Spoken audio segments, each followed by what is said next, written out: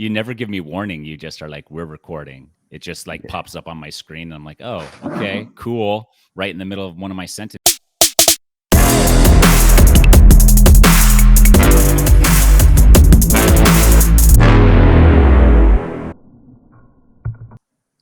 What's up, guys? Welcome back to episode 2. It's Thomas Shields alongside my co-host Tyson Apostol, and you're listening to PicklePod.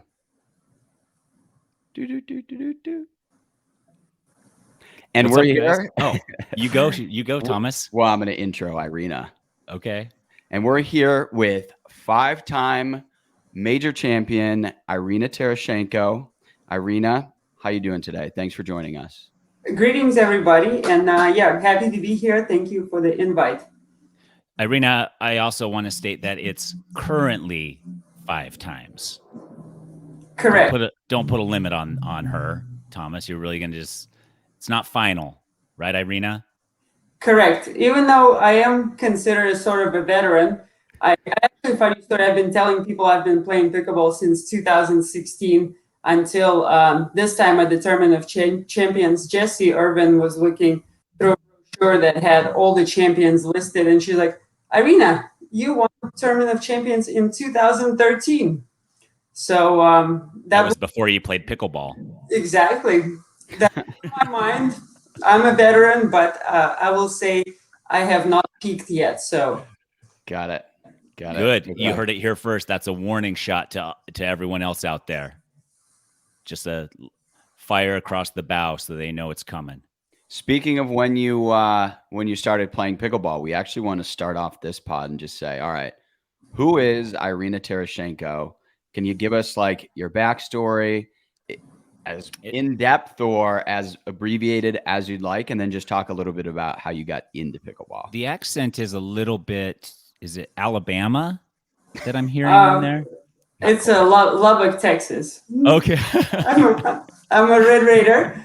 Cool. I went to school at Texas Tech University and, love saying y'all and just hanging out at a football game. So, but I'm from Moscow, Russia, and I played tennis, had a great time. And when I was growing up playing tennis, we played a lot of fun games. One of them is called Butts Up or mini tennis. And you just use the service boxes on the tennis court, and you usually hit the ball soft and you create your own rules, kind of like freestyle. And pickleball is actually like playing Butts Up for money for me. So I'm actually exactly where I need to be in my professional development. That's all I ever wanted to do anyways, play mini tennis. It was actually like a badge of honor. We would go to international tournaments, Orange Bowl, for example, in Miami, like World Junior Championships. And the level of how cool you were amongst your peers is how many international people you can get into a mini tennis game. So I think I'm just kind of reliving that experience in my professional career. Very happy. So are you saying that Russia invented pickleball? I mean, I think it was an international invention. The way to think about pickleball as mini tennis, that could be a Russian. Okay. I like it. That's quite the claim. Yeah. Credit where credit's due, I guess, right? Right. Wait. So am I understanding correctly that you won the Tournament of Champions, Pickleball Tournament of Champions in 2013, and you hadn't really like stepped into pickleball at that point? Yes, that brings us to the second point, that basically I turned professional the second I touched the paddle. It was instant. My Duper rating was immediately. Nice plug. And my good buddy Chris Miller, future Hall of Famer, he'll probably get inducted into both Hall of Fames. He was the first player I played against, and Billy Jacobson, another GOAT from PNW, the original core players. And they got me into pickleball. I played one time, and Chris Miller said that he bought me flights and got housing for my friend and I to go play the Tournament of Champions. And he thinks 100% we're going to win it. And if we win it, we can pay him back. So I look at my friend and I'm like, who is this guy? Can we trust him? Are we going to get murdered? And And she's like, yeah, let's just give it a try. How bad could it be? And yeah, worst case scenario, you get murdered. Right. We were willing to take that chance. Yeah. Well, you got to take a risk, Yeah. Well, we know Utah is a great state. Chances of that happening were very, very low. It was actually a calculated move. We're just trying to hit up Chris Miller from, I'm from Utah. The opposite. I'm from Utah originally. And Ted Bundy made some stops in Utah. Well, that was a long time ago. It's not always black and white, Yeah, that's true. But he's not from Utah, so as long as you just made sure everybody was from Utah first, then you'd probably be okay. Yeah, exactly. So, well, it sounds like it worked out, right? And you got to pay him back. Did he get any interest on top of that, or any splits other than, or was it just like, here's your money back, thanks for the everything? That's what I tried to do. I tried. You are a businesswoman. I like it. Right? I try to break it up with Chris Miller right there and then, and never see him again. But he kept calling me and signing me up for pickleball tournaments. And I changed your number. I know. I just kept saying, Chris, leave me alone, until he convinced me to play at the TOC the next year.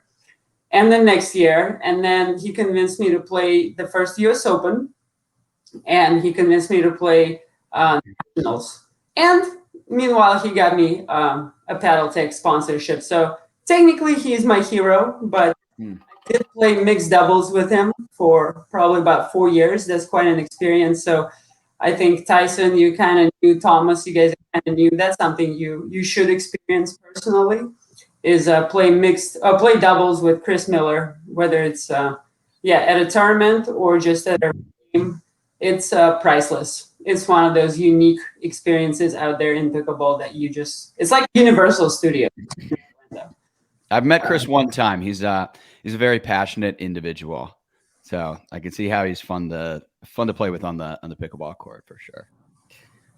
When did the Sick Trix tagline come along? And I'm referring to, if we're looking at your little name tag there, the Sick TRX. Can you give us a backstory on that? It's also in your Instagram handle, right? Yes. Well, Sick Trix is basically a group effort. It started just like pickleball in the Pacific Northwest. It was the summer of 1969, and Kyle Yates. 69 when Kyle Yates was on top of the sport. Is that a shot at Kyle Yates? Man, Irina bringing the fire. Actually, I was just saying it was a while ago, but you took it to another level. No, you were alluding to that, and I knew you weren't going to finish it unless I got in there real quick and put the stamp on it.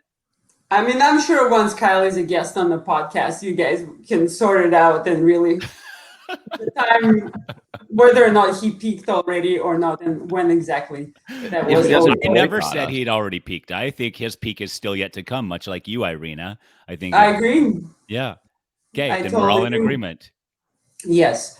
But yeah, we're all hanging out in Pacific Northwest. I lived in Seattle at the time, and Ben Johns and Kyle Yates were there, and they're hanging out with Chris Miller and Brian Ashworth, and you know what boys do. They play pickleball. They watch classic boys. They play video games. So they're watching the Impractical Jokers, and there's an episode. I don't know if you guys are familiar with that show, but one of the guys is at the park, and he has a car with a remote control, and his buddies are in the back with the remote control that actually works. And they keep driving the remote control car into people's feet. And the trick is that the guy who's out in the public, he cannot say sorry to the people. So as soon as people jump avoiding this car, they give him a dirty look, and this guy looks at them. He can't say sorry, so he started saying Sick Trix.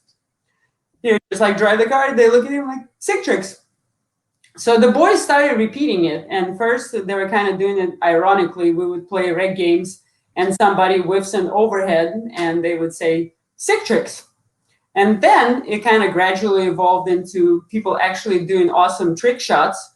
And then we were saying Sick Trix for that. And I just started repeating it, because I thought those guys were cool and I wanted to be cool. So yeah, I mean, peer pressure gets you sometimes, you're trying to impress the cool crowd. Yeah. It's a real deal. And then, And then, at that time, there were a few players, kind of the pioneers of trick shots in pickleball. I think Yoda and the Puppet Master. I don't know if you guys are familiar with those characters. Also, PNW legends.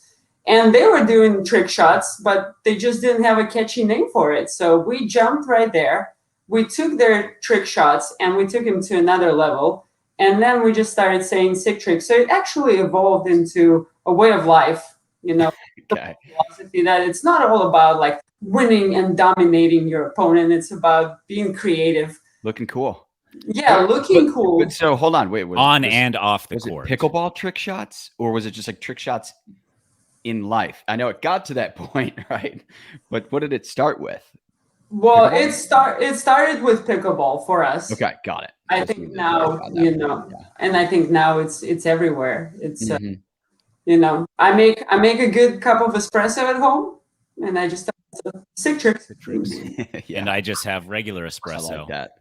I like that. Wait, so have you guys done any merch? Could we do like a PicklePod Sick Trix like t-shirt collab? You think there should be a collab? I think we can have our people contact your people, and oh, that's gonna take forever. It's gonna take forever. Yeah. Really, our people work really fast. We're not good at hiring. We don't vet our people properly. How come there, and maybe I just am too new to the sport, how come there aren't more trick shot competitions like built into some of these tournaments? That would be fun for the fans, don't you think? Well, I think it's that area is wide open, and I absolutely agree. That's not wide open. I already trademarked it and everything, so anybody who wants to use it has to now go through me. All your people just did that, right? All my people just did that on the spot. Yeah. That's how fast my people are. Yeah. So go on. Yeah, we should definitely do that. And I also know. Do you guys know the Slick Trix? Slick Trix? Do we want to know that? Is it an OnlyFans thing? Yeah, that's actually Eddie and Webby. We know it. You were on their podcast. They're actually big fans of both of you guys, and they do Slick Trix. It's their version of Sick Trix. So I would be curious for you guys, first of all, if you know any tricks, and then if you into Slick Trix or Sick Trix categories. I don't know any tricks. Everything I do is accidental. But how about you? Yeah. No, I write a newsletter. Is that a trick? It's a song. No, that's pretty. Oh, never mind. So then no. So the answer would be no. Irina. What about on the pickleball court? Well, I just started doing a backhand where my dominant hand is actually above my offhand. So a little reverse grip. You get a lot more snap in that. It's not very accurate, but it surprised some people. I'll tell you what I like to do, Sick Trix, Irina, is if the other team is on a roll, they've scored like 3 or 4 points in a row. As I pick the ball back up to return back to the service, I hit it as hard as I can into their chest to throw them off.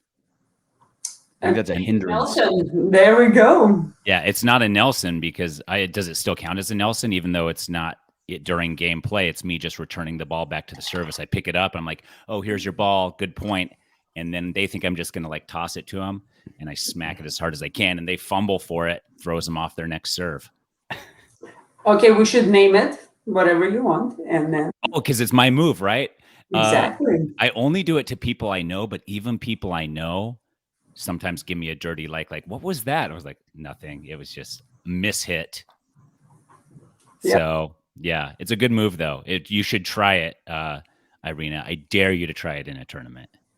Live TV on Fox. Yes. Okay. I'm in. So that's about the only trick because I'm not accurate enough otherwise with my paddle. So I could try and probably just like film for 5 hours and get something and be like, this is my first try. But it's going to take me a while. So has there never been a trick shot competition, or has there been? Unofficial, people are always welcome, and they do that quite a bit to send us different videos of Sick Trix, but we have not had an official competition. Yeah, that should just be baked into some tournaments. I agree. So, okay, well, us three, I think we're 1/3 partners on that idea. So any tournaments that want some Sick Trix stuff going on, contact Irina. She'll do all the work for you, and then we'll split all the cash 3 ways. Speaking of tournaments, my segues are getting way better, by the way. I love that, dude. Yeah. I love that. It's an art. It's an art. I watched a couple of YouTube videos on it. Speaking of tournaments, you were in Orlando, weren't you, Irina? Yes, I was. Okay. What'd you think? What'd you think about the fact that it was on Tennis Channel, the USTA National Campus?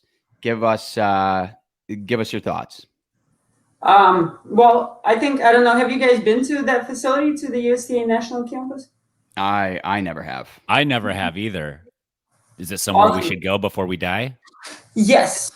Anywhere in Florida is pretty much one of those destinations. But when you are USTA National Campus, it's a premier venue.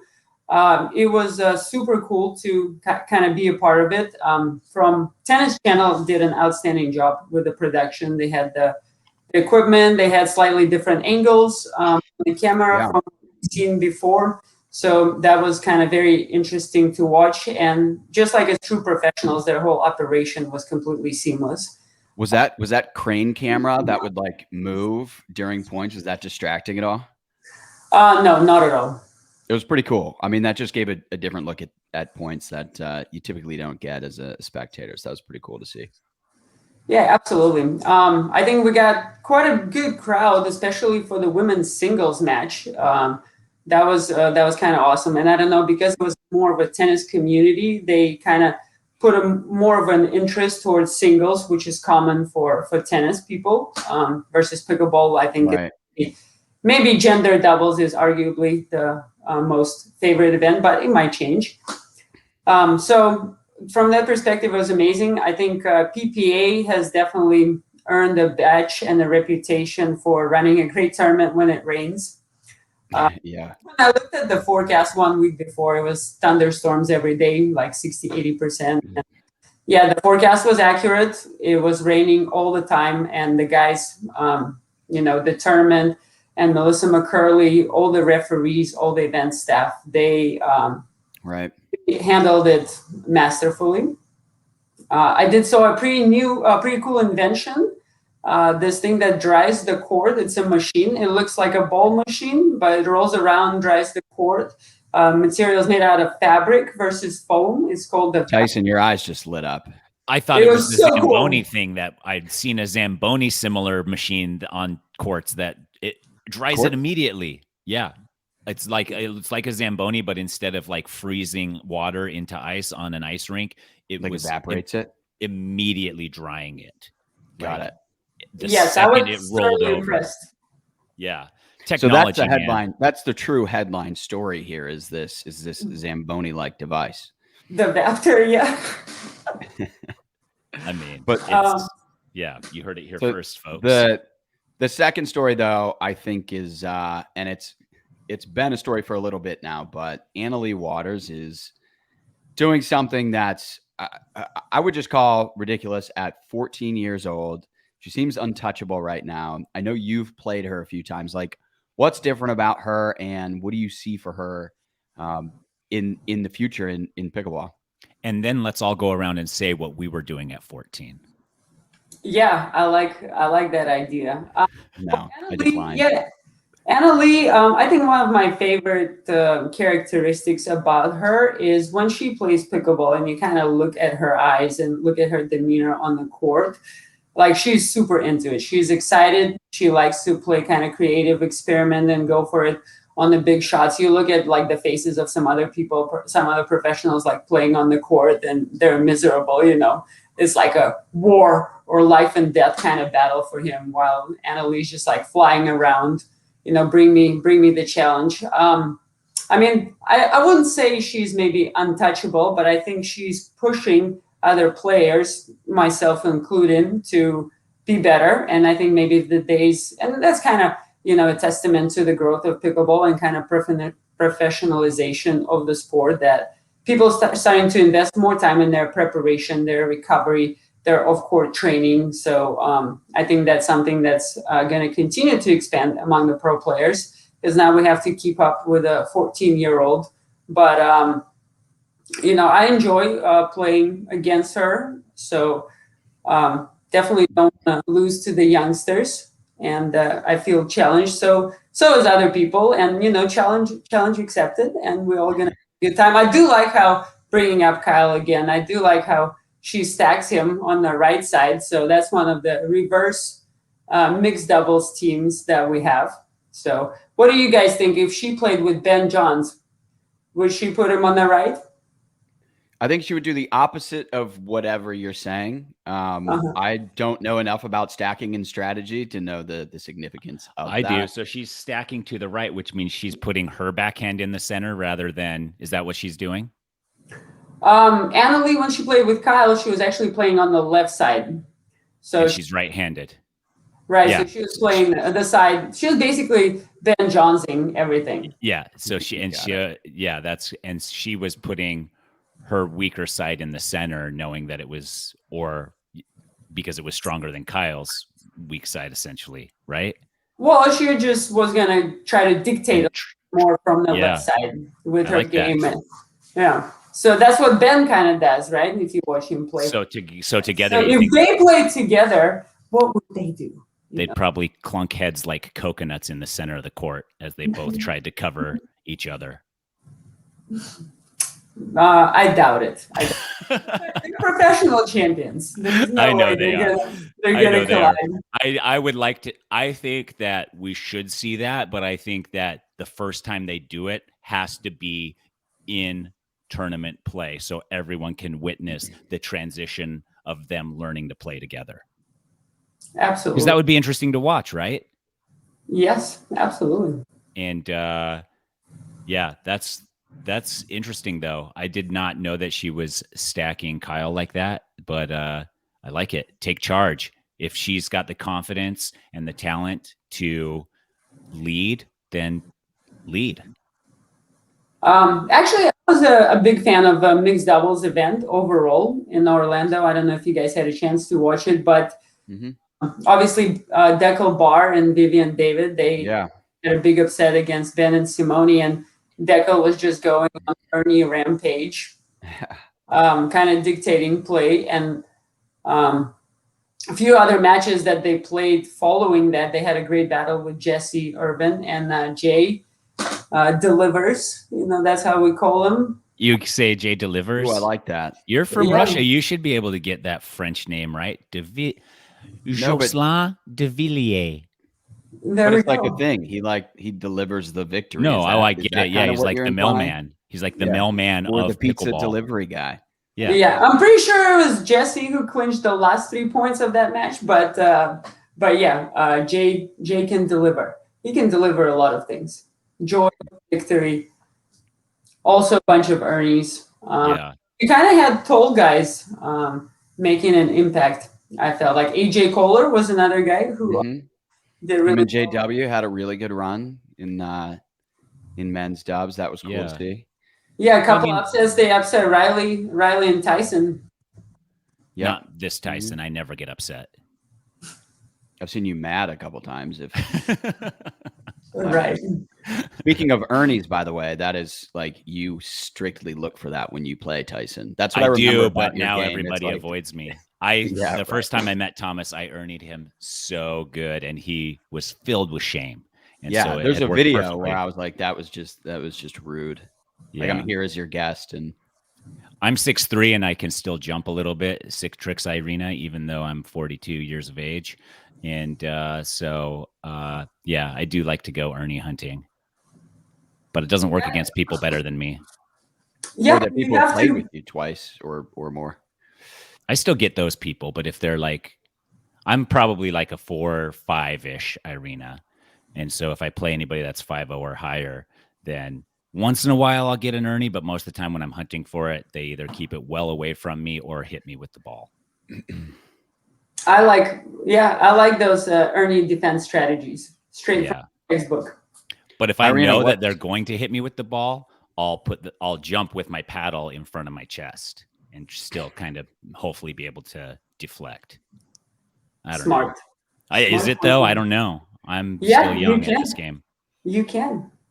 Irina, what's the next one for you? Tournament wise. Yeah, next tournament is a PPA in Las Vegas, following PPA in Texas. Are we going to be able to gamble on that now at the sports books in Vegas or not yet? I don't think yet. I think it's kind of still in the works, right? Yeah, it's still in the works. Yeah, there's still a little ways to go. I would see that rolling out in like 2022 based on Are they just like watching all the players and calculating all the numbers and doing all that stuff? That and like the platform that Genius has is optimized for tennis, and they sort of initially thought that they could just easily transition that same plug and play into pickleball, and it's not the case. So they're starting from the ground up, and they've pushed the date back quite a bit. So very interesting. Yeah, but that could be a good way to grow the sport, I think, with some TV opportunities, and also for sure. Building more courts. That's also going to be super helpful, and to the Olympics. Let's go. Yeah, Irina, I want to prepare you for the gambling stuff a little bit. I was a pro cyclist in Europe for a long time. I don't know if you knew that background of me. Yes, I did. There's odds posted at like the start of all the races. So you get to see your odds and how either good or bad the books think you are, which can be a motivating factor as well. But like in the amateur races, I was always like one of the favorites. So I was always like, yeah, great odds. And then like old Belgian men with cigars and French fries with mayonnaise on them would come over and like pinch my legs and be like, how you feeling today? And I'd be like, I was good. And yeah, so that's what you got to look forward to. I don't know if the Belgians with their cigars and mayonnaise French fries are going to be over here like looking at everybody's health before the match, but it's definitely, there is going to be some of that, I think. I'm going to clip that. I'm going to clip that without any context and just post that on social. You talking about old Belgian men with cigars and mayonnaise French fries. Yeah, and we're just going to confuse people. Irina gets it. Yeah. I mean, I think anybody who's into cycling, they either gonna think Tour de France or pretty much it's a giveaway.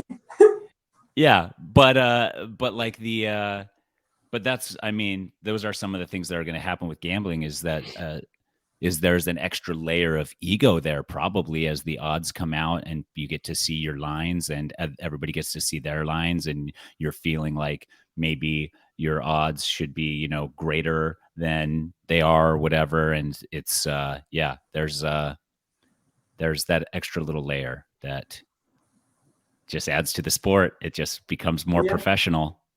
Yeah, we have that a little bit already. I think Duper posts kind of right. Yes, the ratings. What are the chances of like throwing a race in cycling, and what do you think with gambling? Or the chances of doing that in pickleball? Obviously, in tennis, like even after this Wimbledon, there were at least 7 or 8 matches that are being investigated. It happens. Cycling happens too. They've caught people selling races in bike racing. Obviously, with 200 guys taking the start, you do have to.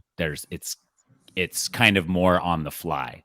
Like you can't decide before a match, like, am I going to throw this or not? But like there has been instances where 2 or 3 guys find themselves up the road together and a deal is worked out between the 3 of them, money wise and with whatever gambling and stuff like that is going on. And so I think you have to be able to with cycling, you have to be able to put yourself in that position to even negotiate. Whereas with something like tennis and pickleball, because the matches are already preset on that day or whatever, there's more to the players would have potentially more control. Also, there was I don't know if you've ever heard of the podcast Freakonomics, but they would crunch numbers sometimes, and they were talking about sumo wrestling in Japan, where you had to be a certain ranking to stay in the upper echelon of the sumo league, which paid the most money. So what the guys in the upper echelon did was they would throw matches so they could keep each other at the top. So they had like this little fraternity of like 10 or 15 guys that were all getting paid a bunch, and they were all throwing just enough matches to keep everyone in there. And so, I mean, with the gambling lines and stuff, there's just going to be stricter regulation. There's going to be more eyes watching all the play, making sure everything is by the book, making sure, and it's that's sport though. That's how everybody's looking for an advantage everywhere, and everybody's looking for the biggest return. and some people are willing to take those risks. Cycling, there's so many performance enhancing drug cases and instances, and like that's humans' competitive nature, right? Absolutely. So it'll be interesting to see, but I think there's a lot. I don't know that the whole sport is prepared for that, but I hope that at least the pros are ready for that, because I think there will be some changes that are maybe unforeseen to most. Yeah, it'll probably take care of at least random withdrawals from back draw, main draw, and that kind of stuff. I think at the pro level has been happening for years, and probably issues for the gambling, but also from the player perspective, having a medical personnel on site that can actually assess you medically and give you a certification that you're in fact injured. There are no questions raised that's submitted through the official channels. I think all those good things happening, that would be to kind of tighten up some sportsmanship situation. Right. Yeah. I didn't even think about that. And cycling, we were instructed to not comment on our personal health in public.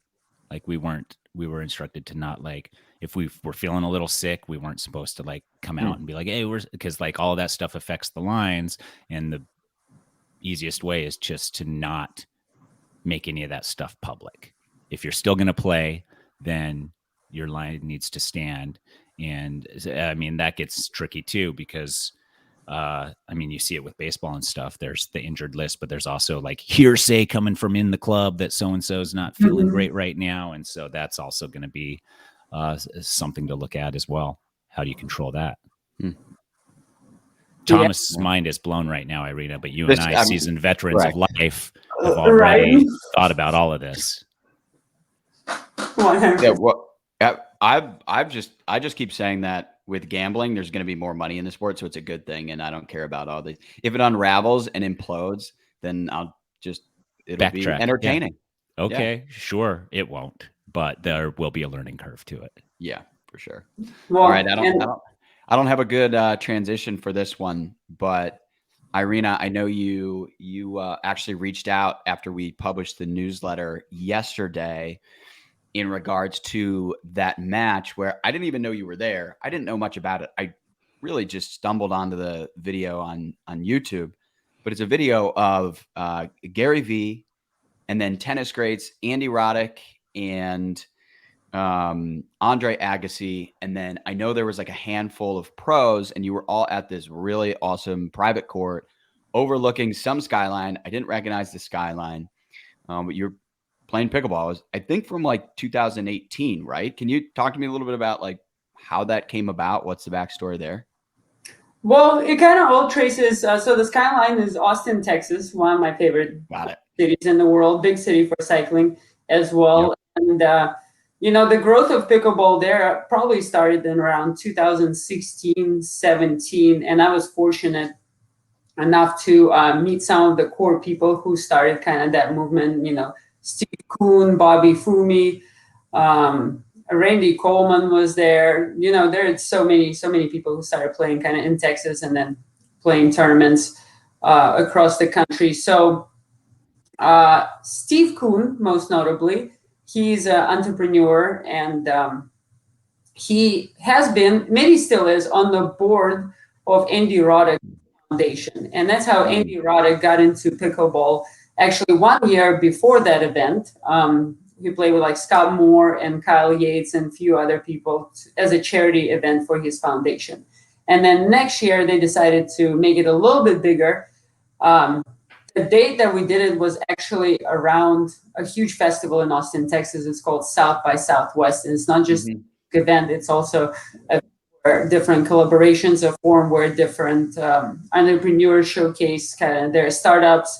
A lot of networking that goes on. And that's how we were able to actually get a ton of super cool people at that event, including, Gary Vee. Andre Agassi is sort of a mentor to Andy Roddick in terms of charitable work and kind of post-professional tennis career. So to me, being able to be part of the event, including along with Ben Johns, Ryan Sherry, Corinne Carr, and a few, Marcin Respetsky, and a few others, was a huge honor because I come from a tennis background. So being on the court with my idols, Andy Roddick and Andre Agassi, was super cool. I didn't really care for that high-tech business crowd, but now in retrospect, I also understand how cool and unique, and all the low-key people at that event. There was probably like 100, 150 people at that event. There were actually some cool individuals that are involved in business and in sports. And even better, this tradition kind of continues right now because same people are involved in a number of other projects, including Dreamland, including Duper, and including Major League Pickleball. It all kind of started in Austin, Texas. Seeds were planted there. And even though it's kind of a national enterprise and the owners of the teams come from everywhere, it's super cool that's Texas grown, and same people continue to work on their vision and get more people involved. So that's super. Got it. You mentioned Steve Kuhn, so he's basically the brains behind Major League Pickleball, right? Which you're pretty involved with, from what I can tell. I mean, I'm just like everybody else, hoping to get drafted. Yeah. Major League Pickleball, they sent a huge production crew to Newport to one of the PPA tournaments, and they collected a lot of content, including headshots of different personal stories. And right. I was trying really hard, in my interviews there to make sure I say something good enough to get drafted. From what I hear, Jessie Irvin, she was also doing some profound work. She made one of the producers cry. I'm like, what did you tell him in the answer to this question? She's like, well, you'll have to find out, but he cried. I'm like, no way. So keep your eyes out. Okay, so they were like spoiler alert. Did he cry because his feelings were hurt, or did he cry because of her backstory? Or I think because of my guess is the emotional connection, because of the story that she told. And of course, like we're gonna see some blue steel photos from Tyson McGuffin and Rob Nunnery. Like who is the next male model? Are those the prettiest boys in pickleball, you think? I mean, Jay. I was gonna say that too. I mean, that's what everybody thinks. So list top five prettiest boys in pickleball. I like this. You don't really have to, Irina, if you don't want to. I mean, usually, you play those games every single time, like, right? Top 5 guys, top 5. Yeah. My answer is always simple. I just say the Dawson family. Solid. I don't even know who the Dawson family is. It's explain. Yeah. What? Well, I'm gonna do my best. Jennifer Dawson is she's an animal on the senior pro tour. Okay. As a women's player, both singles and doubles. Steve Dawson is like an all-time pickleball great. Okay. And their son, Callan Dawson, is a really strong men's pro who's a fellow, or he's pro Kennex, right? Correct. Yeah, also my partner. Yeah. And they run Bobby Riggs Tennis and Paddle Club. Okay. And they're all gorgeous. They're just super fun. California vibes, Yeah. Okay. Well, good answer. Way to skirt that in a way that didn't look like you were skirting it. I like that, because I would have just been like, I plead the fifth. I will not answer that question. Absolutely not. So, yeah, smart. Well, Tom, but you posted on Instagram the other day, just like a Major League Pickleball thing. Are you do you have a formal relationship with them? I mean, it seems like you're kind of backdooring the whole thing. Like you're going to be drafted. You're doing everything you can. Or are you just trying to get their attention and be like, look, I'm on your team. I'm helping you guys promote. Look at me. What's the strategy there? What are you doing? Well, as you guys know, I'm a sponsored Duper. There we go. Duper. So, and I've known Steve for a really long time. I'm a big fan of Dreamland, and gotten to know Brooks as well. And I just think I support their vision. I think they're doing great things. I think they're bringing in owners from other industries. I'm super excited about Brene Brown being one of the owners. For example, do you guys know who she is? No, me neither. Well, she's a researcher in her own words. She's a researcher, a storyteller, and she's done research in behavioral psychology in the areas of vulnerability And she got famous with her TED Talk a few years ago about being vulnerable at work. And it's just really years into research that goes into it, but she's a great public speaker, and she kind of investigates different aspects of human emotion and how it impacts our kind of mental health and our overall well-being and how we go in life. So that's pretty cool. Huge follower. I mean, I don't know how many people watched. It's probably one of the most watched TikToks ever. TikToks or TikToks. Yeah, TED Talks. they're both I thought you said TT. TikTok too. She did. Like, oh, okay. So my question to her would be, what if I don't work? Then where should I be vulnerable? On the court, in your relationships, in this. Okay. I feel like I am. I mean, I haven't held back. Exactly. Well, I kind of looked you up a little bit, Tyson, and one of the things I saw, obviously, I saw that you were a pro cyclist, poker player, Sure. 4-time Survivor contestant and winner, and of course, I came across your audition video for the Survivor. That was excellent. I watched your best moments in the Survivor, and it sounds like you're a very kind of outgoing person. And sure. is pickleball a big enough platform for you to be you? Can you still go out there, play pickleball, hang out, and kind of do all the random and cool things that you kind of have done in your other lives? Yes. Yes. For me, it's so I come from cycling first. Before that, I was a swimmer in college, but I didn't know that part. Okay. Yeah. Just NCAA swimmer, no sweat, scholarship athlete at top university, and swam distance freestyle there. Then I decided that, man, I did not want a career, but that's what college was pushing me to do, was get a career. So I was like, I see exactly where this is leading. I got to get out of here as fast as I can. So I moved to Europe with a couple bikes and a suitcase full of clothing and started racing over there. But long story short, Irina, pickleball has it has the passion from the people in the community that creates a super strong and welcoming network. And cycling is very similar, and poker is honestly very similar. And so with cycling, I was tired of riding 30 hours a week and having to sleep 12 hours a day and having to eat only salad and having to be 150 pounds at 6'3". And I just was like, I can't do that anymore. And poker was a good fill for that because it was competitive and strategic like cycling, but I didn't have to do all the physical work. And pickleball is like the mix of the two. It's strategic, it's active, it's not 35 hours a week active for me. I'm sure that there's pros that are putting all that time in, but I just get to go out 6 to 8 hours a week and have fun.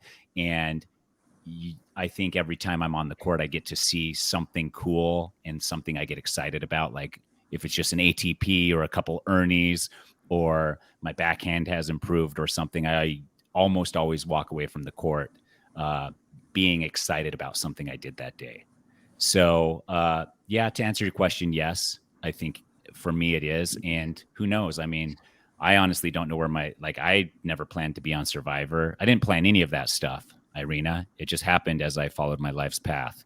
So right now I'm super excited about pickleball. I'm excited to share the sport with people I know. And I've been using my platform, hopefully for that purpose. I think I've influenced a lot of people that follow me to at least try the sport or look into it. And so, yeah, we'll see. Who knows 5 years down the road what I'll be doing. But I'll still be playing pickleball, but to what extent, we don't know. Were you ever a runner? I was, but never professional. I ran ultramarathon stuff with my buddies after I quit cycling. You definitely did like Ironmans and stuff too then. I did a half Ironman right after I quit cycling. I led the swim by 2 minutes because I was a swimmer in college. Got out of the water, led the bike all the way to the end, except I got a flat tire like right before the transition. So I had to run my bike in barefoot because I couldn't run in cycling shoes. One pro guy passed me, and then running. I mean, that part of the triathlon is the hardest because it's at the end. So I waddled for a. You kind of half sound like marathon. Rich Roll. Do you know who Rich Roll is? I mean, I'd like to think that I'm me. I know who Rich Roll is. He's the guy without toenails, right? That part I don't know. I think Irina, so. do you happen to know if Rich Roll has toenails or not? Just off the top of your head. No. Okay, got it. Yes, I think he runs so much that he doesn't have toenails or something like that. Maybe I just saw a video of him posting, because runners, I mean, you run so much that you do lose toenails because your feet are jamming into the front of your shoes all the time and stuff. Got it. Fun fact, I met him on a gondola. That's so fun. In Utah. No, but yeah. here's the funner. That's here's the so funner fun. fact. Oh, it gets more fun.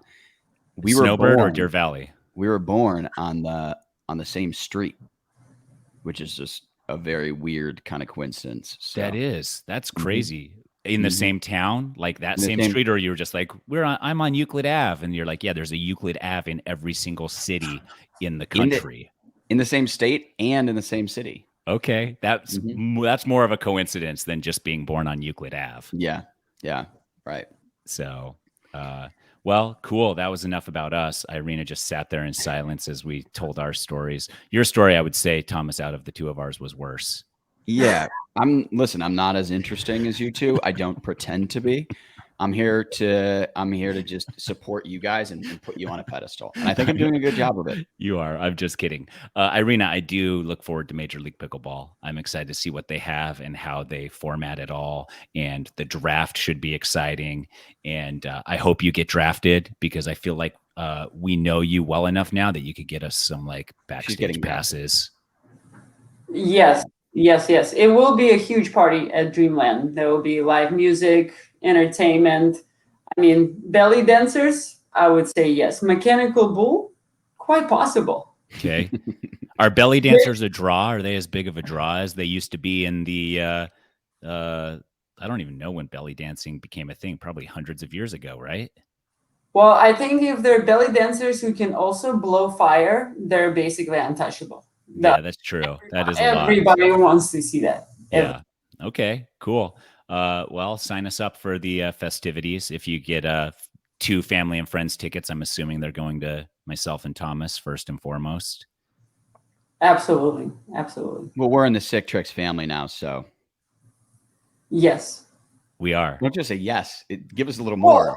Sick Trix or Slick Trix, plus everybody has to audition and apply. So we have to audition and apply? I didn't know that. Oh, well, man. I mean, what do you think? You had to audition for Survivor. I mean, you might just send us your Sick Trix audition video. Okay. I'll come up with something.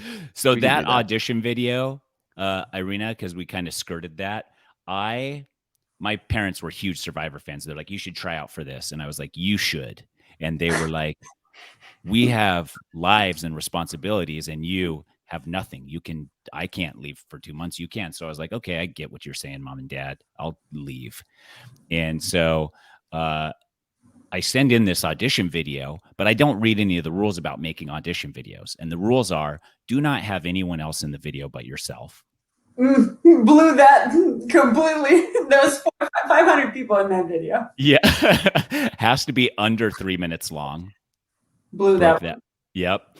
And you can't have music in it. No background music, no nothing. I put the music in there. And I sent it to them, and they were like, this is like a minute too long. And I was like, I don't care. And they were like, okay, we'll use it. And then they were like, make another video just in case, where you're actually following all the rules. So I just like slapped one together real quick. And then supposedly in their casting session with Mark Burnett, I don't know if you know that name. He's very big in the TV industry. He supposedly they watched both videos like put together as one video. So like I got like a 7.5 minute video audition versus everyone else's 3 minutes. And then Mark Burnett's son loved the 7-Eleven video. and he was like 7 years old. And Mark's like, oh, we're perfect. We want younger kids to watch this show. If my 7-year-old son loves this guy, let's get him on there.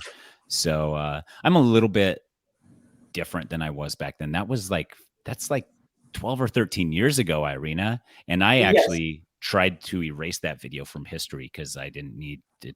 I mean, I already got on the show. I don't need to audition more. So that's funny that you found it somewhere. Where did you find it?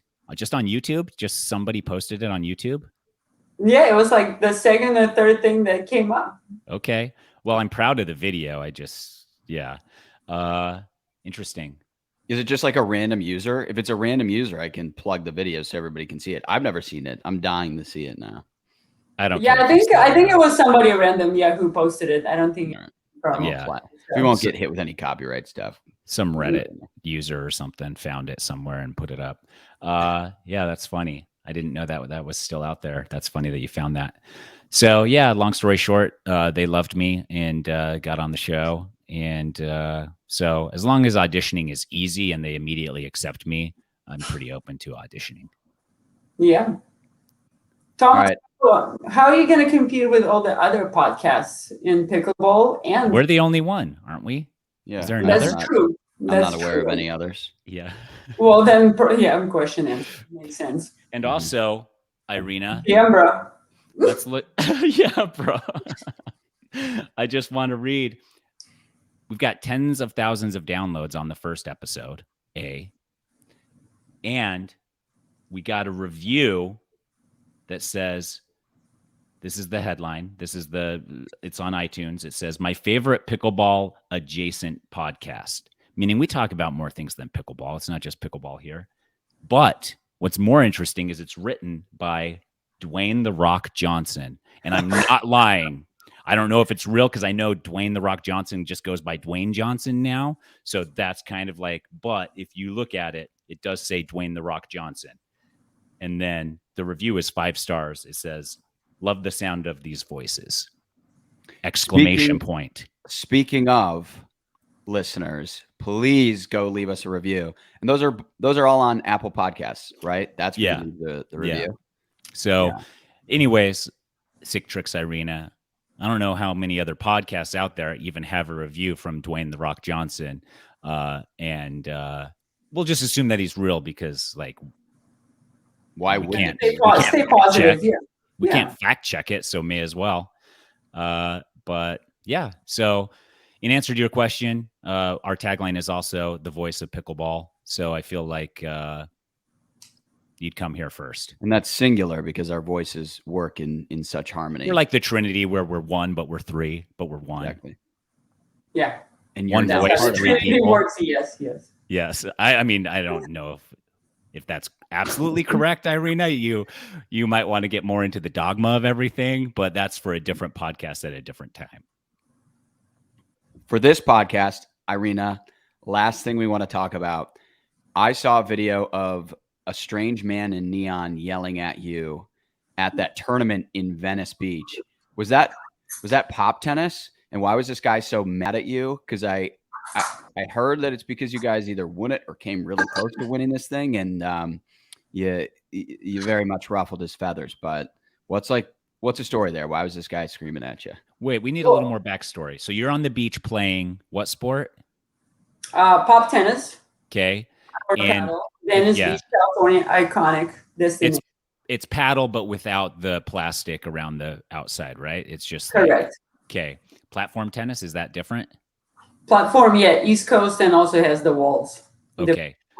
So you were playing that, and were you just out there for like a rec game or like a tournament, or what was it? So it was an invitation to be a part of a documentary production / 50K 16 team winner takes all, like amateur kind of handicap tournament. And I got that invite from Ben Johns. Mm-hmm. I blew him off first couple of times, but he was persistent and kept texting me. So then I checked in with Jessie Irvin because she used to play that sport, and she gave me a few explanations. She also told me about the characters there and said it will be very interesting, probably very challenging. They're probably going to come up with different things on the spot. And then she said people are just going to try to hit the ball at you as hard as they can. After that, I tried it for 5 minutes. I was horrible. And all those things led me to the fact that I should definitely play. Okay, cool. So yeah, our handicap was that we never played before. There were 15 other teams, and some of them consisted of like an amateur player and they don't really have a professional circuit, but like a high level elite pop tennis. And Ben and I went and played it. And as we went through each round, they kind of realized that we were pretty good, and they kept giving us different handicaps. They gave us like a different paddle to play with, then another paddle. Then they tried to convince us to play left-handed. That was a little bit much. But this gentleman, in a highlighter outfit, I watched him play with his wife throughout the whole tournament. And he had really bright outfits, which he changed after every match. This is his third or fourth outfit of the day. But he was very animated. He wasn't the nicest person to everybody else. And he would like win a point, get into everyone's face, start cheering. So being like a total douche. So basically, by the time I played him, Ben and I played him, I decided to mess around with him a little bit and see what happens. And if I like this guy, by the way. I'm a big fan of this guy. Yes, I was a big fan too. And just so you know, Matt Wright, in pickleball has quite a reputation for trash talk, and basically everything he knows, he learned from me. And I was experimenting with this guy. Before the match, I asked the referee who calls the foot faults. That already upset the guy. And then on the third point, the guy hits like a perfect clean winner. And I just tell Ben, lucky shot. So by the time we changed ends, this guy was screaming at us. He didn't know he was going to play professionals. This is like, I'm playing with my wife. You guys are professionals. And because it was a documentary and we were encouraged to kind of stir things up and say whatever, I made a few comments that kind of fueled the guy even more. And then as he kept talking, I suggested that, it's time to change his outfit because he's wasting his time. So Ben and I win the match. Then first the wife comes and talks to me about provoking him. I'm like, well, too bad. I didn't really do anything. And then I see the guy come and talk to me too. So I kind of get on a higher alert level because those situations could go out of control. And I sit next to the biggest guy I know, which was Darren from C&D Pickleball Nets. And then a couple of people start filming it. But basically this guy, he walked all the way to us to explain to me why he was changing his outfits, after the match, because he's a sponsored player. Uh-huh. Like, that's why he was like, my sponsor is Les, who is your sponsor? And then one thing led to another, and we just kept talking trash to him. And then he went off to proceed that he was going to play pickleball and he was going to challenge us in the sport and produce all that incredible content. So basically for a day, Ben Johns and I were the villains who came to Venice Beach, and we're trying to take $50K from all the legends in Venice Beach. And that was kind of part of the documentary. I think there's just one piece. They're trying to put the whole thing maybe to Netflix or Sundance, who knows. But I was like an awesome production crew.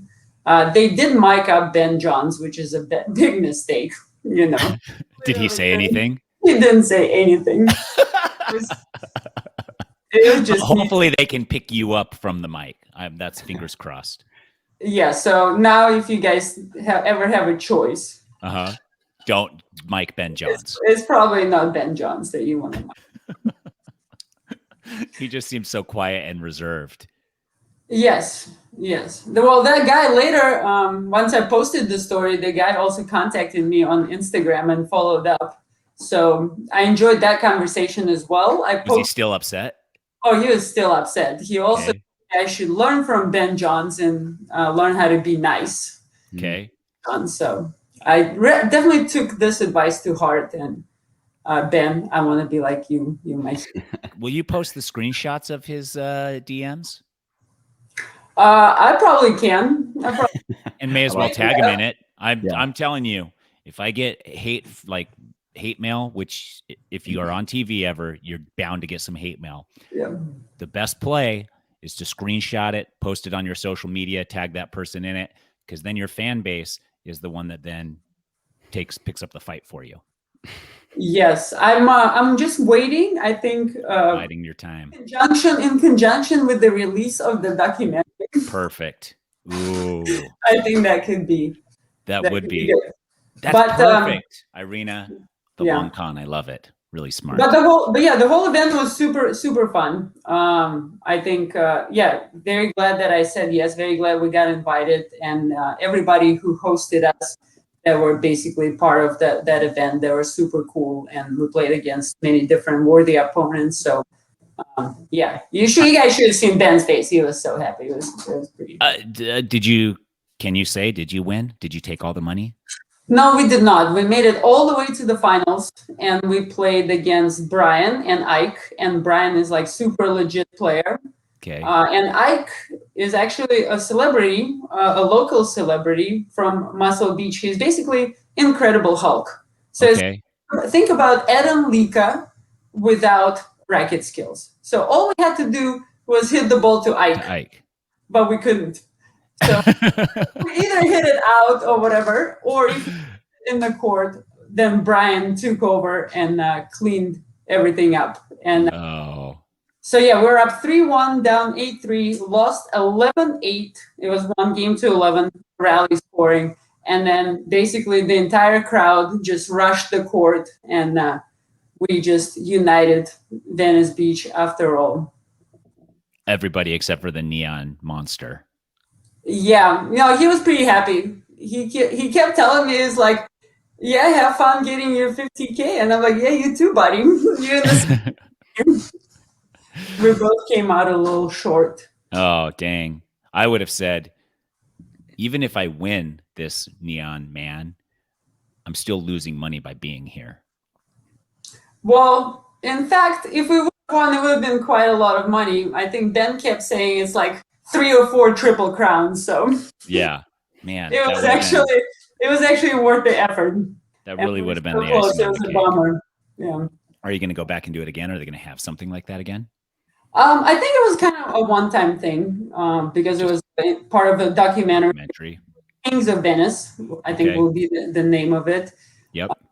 But I'm definitely open. I've been talking to Lucy Kovalova. She's expressed her interest to play in a beach tennis tournament with me.